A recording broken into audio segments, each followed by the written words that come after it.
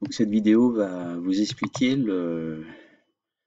la construction d'une fonction affine, donc qui est sous la forme f de x égale à x plus b, avec l'explication concernant le petit a et le petit b. Donc je prends un exemple, f de x égale 3x plus 1.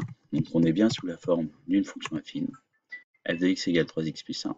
Alors le petit b, qui est le nombre qui est plus 1 dans ce cas-là, se lie en fait sur l'axe des ordonnées. On appelle ce nombre-là le nombre l'ordonnée à l'origine, c'est-à-dire que c'est l'endroit où vient se croiser l'axe des ordonnées et la droite. Donc là, on voit ici, le croisement est ici, on se retrouve avec b est égal à 1. Le a, qui est le taux d'accroissement, qui vaut 3 ici, et je vais utiliser cette expression et la vitesse à laquelle la droite monte ou descend. Donc déjà, le a est positif, la droite monte quand on la lie de gauche à droite. Et vous vous placez sur un nœud, ici, par exemple ici, sur l'ordonnée à l'origine, pour avoir une lecture facile. Vous vous écartez de une unité, donc ça c'est à savoir par cœur, et vous regardez votre droite, vous la retrouvez 3 unités au-dessus, d'où le 3 qui est là. Si je prends par exemple g de x égale moins 2x moins 1, donc g de x égale moins 2x moins 1, voilà. L'ordonnée à l'origine est moins 1, la droite vient taper l'axe des ordonnées sur le nombre moins 1, le taux d'accroissement est égal à moins 2, donc quand je m'écarte de ma droite de une unité, je la retrouve 2 carreaux en dessous. Donc je pense par exemple ce point-là, je m'écarte d'une unité et je la retrouve 2 carreaux en dessous.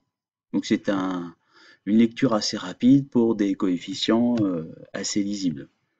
On verra plus tard si on a un coefficient de 1 tiers, c'est un petit peu plus délicat. Donc par exemple, si je prends h de x égale 2x, hein, c'est la courbe, c'est la droite bleue, elle vient taper l'axe des ordonnées sur 0, c'est une fonction linéaire, et quand je m'écarte de 1, elle s'écarte de 2. Je vous ai préparé un petit exercice. Alors j'ai construit 1, 2, 3, 4 fonctions affines. Le but serait de retrouver l'écriture des fonctions affines. Donc je vous rappelle qu'une fonction affine s'écrit sous la forme f de x par exemple égale ax plus b. B se lie sur l'axe des ordonnées et A se lie en taux d'accroissement, c'est-à-dire vous écartez d'une unité, vous retrouvez votre droite. Au-dessus, à ce moment-là, A sera positif de tant d'unités. En dessous, à ce moment-là, A sera négatif de tant d'unités.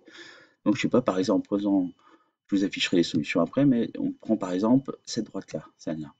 Elle passe par l'origine, donc B vaut 0, et quand je m'écarte de 1, elle monte de 1. Donc, c'est la fonction affine f de x égale x. J'ai hésité avec le mot droite parce que vous verrez qu'en fait, vous remplacez le mot f de x par y et vous retrouvez exactement le même cours pour des équations de droite. Donc cette fonction-là, par exemple ici, elle passe par 2, donc b est égal à 2, et vous écartez d'unité, elle descend de 3 unités. Celle-là, elle passe par moins 1, vous écartez d'unité, elle monte de 2, donc ce serait, elle s'appelle k de x égale 2x moins 1. Voilà, je vous affiche les solutions. Que vous puissiez visualiser. Un dernier petit exercice. Imaginez que je veuille représenter la fonction f de x égale 2x moins 2, par exemple. Donc f de x égale 2x moins 2. Je l'écris nulle part parce que sinon GeoGebra va la tracer. Donc f de x égale 2x moins 2. Il me faut 2 points. Alors, f de x égale 2x moins 2, elle passe sur moins 2 en ordonnée à l'origine. Donc elle passe par ce point-là. Et quand je m'écarte de 1, elle monte de 2, puisque le taux d'accroissement est de 2. Donc ça veut dire, si je m'écarte de 1, elle monte de 2, elle passe par ce point-là. Maintenant, j'ai plus qu'à prendre ma commande de droite. Voilà, je viens de tracer ma droite. Alors, elle est écrite sous une forme, on appelle ça l'équation cartésienne d'une droite. C'est un élément que vous verrez en première. Par contre, on peut lui demander de l'écrire en équation réduite. Vous voyez?